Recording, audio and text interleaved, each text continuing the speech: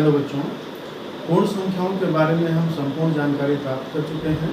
आइए अब हम प्रश्नावली को हल करते हैं।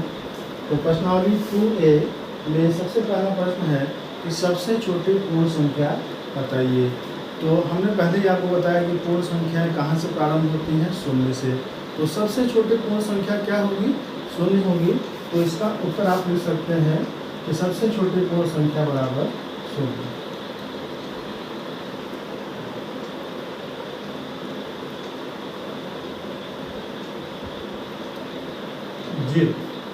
दूसरा प्रश्न है संख्या रेखा पर निम्नलिखित पूर्ण संख्याओं को प्रदर्शित करिए। तो संख्या रेखा से भी आप भली भांति परिचित हैं कि संख्या रेखा क्या होती है? एक किरण होती है जिस किरण पर हम शून्य से लेकर के स्टार्ट करेंगे। किरण हमने क्यों कहा? क्योंकि हम पूर्ण संख्याओं की बात कर रहे हैं जो शून्य से ही प्रारंभ होती है। जब हम पूर्णांक संख्याओं की बात करते हैं तो ऋणात्मक, धनात्मक और शून्य सभी को लेते हैं, तब वो किरण नहीं होती बल्कि रेखा हो जाती है। तो हम यहाँ पर एक किरण बनाएंगे दूसरे प्रश्न के हल के लिए। तो यहाँ से हमने प्रारंभ किया और स्टार्टिंग आप 0 से करेंगे और समान दूरी पर 1, 2, 3, 4, 5 संख्याएं आप प्रदर्शित करेंगे।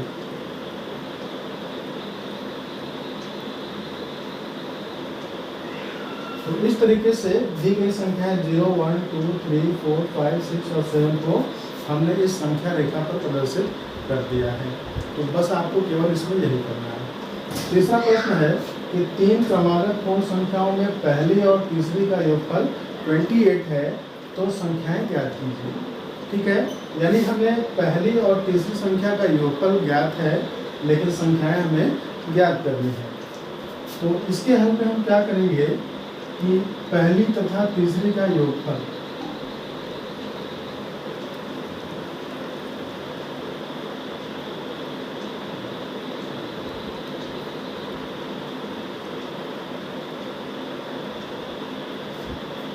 ठीक है, ये आपको दिया हुआ था प्रश्न में पहली और तीसरी संख्या का योगफल 28 है और हमें बाकी संख्याएं यानी कि पहली, दूसरी, तीसरी सभी संख्याएं ज्ञात करनी। ये तो केवल योगफल दिया हुआ है। तो और जो बीच वाली संख्या होगी उसमें से एक माइनस करके हम पहली संख्या ज्ञात कर लेंगे और एक प्लस करके तीसरी संख्या ज्ञात कर सकते हैं। तो हम दूसरी संख्या पहले ज्ञात करेंगे। तो दूसरी संख्या क्या हो जाएगी? ये हो जाएगी 28/2 यानी कि 14। अब पहली संख्या क्या होगी? पहली संख्या हो जाएगी 14 - 1 यानी कि 13। और जो तीसरी संख्या थी, तीसरी संख्या हमें प्राप्त होगी, हमें दूसरी जो मिली है उसमें हमें एक जोड़ना है यानी 14 + 1 करना है। तो 14 + 1 कितना हो गया? 15 हो गया। ठीक है, तो ये आपकी 13, 14, 15 संख्या हमें ज्ञात हुई, पहली संख्या, दूसरी संख्या और तीसरी संख्या। आइए अब चौथे प्रश्न के हल की तरफ बढ़ते हैं। प्रश्न 4 है यदि 3 क्रमागत पूर्ण संख्याओं में मध्य की संख्या 39 हो तो तीनों संख्याएं ज्ञात कीजिए। तो संख्याएं कैसी हैं? क्रमागत हैं और पूर्ण संख्याएं हैं और जिसमें मध्य की संख्या 39। तो क्रमागत पूर्ण संख्याओं के कॉन्सेप्ट से आप पहले परिचित हो चुके हैं कि क्रमागत संख्याएं वे होती हैं जो एक के बाद एक मिलती है, जैसे 2, 3, 4, 4, 5, 6, इस तरीके से ये क्रमागत संख्याएं होती हैं। तो अगर मध्य की संख्या 39 है तो इससे पहले क्या होगा? 38 और इसके बाद क्या होगा? 14 होगा। तो बस आपको यही लिखना है इसमें कि मध्य की संख्या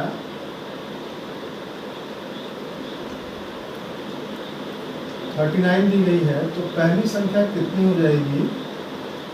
इसमें से आप एक माइनस कर देंगे, ये आपका 38 मिल गया। और जो तीसरी संख्या है, तीसरी संख्या जो है वो 39 से एक प्लस करने पर मिलेगी। ठीक है, यानी कि 38, 39, 40 ये आपकी 3 क्रमागत पूर्ण संख्याएं प्राप्त होंगी।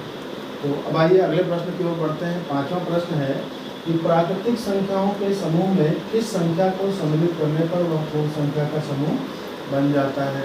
तो इस प्रश्न को हल करने के लिए आपको प्राकृतिक संख्या और पूर्ण संख्या दोनों की ही परिभाषा पता होनी चाहिए। तो जैसा कि आप जानते हैं प्राकृतिक संख्याएं कहाँ से प्रारंभ होती हैं? 1 से, यानी जो गिनती करने वाली संख्याएं होती हैं 1, 2, 3, 4, 5, 6 और आगे भी, इन्हें हम प्राकृतिक संख्याएं कहते हैं। और प्राकृतिक संख्याओं में हम केवल शून्य को मिला दें तो यह क्या बन जाता है? पूर्ण संख्याओं का समूह बन जाता है। तो इसका उत्तर हमें क्या मिलना है कि वह कौन सी संख्या सम्मिलित करनी है, तो वह संख्या क्या होगी, शून्य होगी। तो इसका उत्तर आप एक लाइन में लिख सकते हैं कि शून्य को मिलाने पर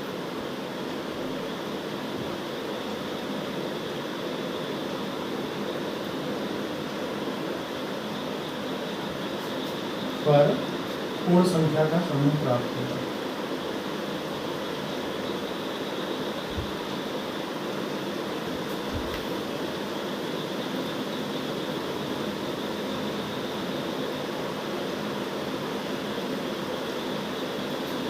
तो बच्चों, इन सभी हलों को आप समझेंगे और स्वयं से हल करने का प्रयास करेंगे और उसे अपनी क्लास वर्क यानी कि कक्षा कार्य की कॉपी में लिख करके व्हाट्सएप ग्रुप में अपने कार्य को आप हमें शेयर भी करेंगे, जिससे हम उसे जांच सकें।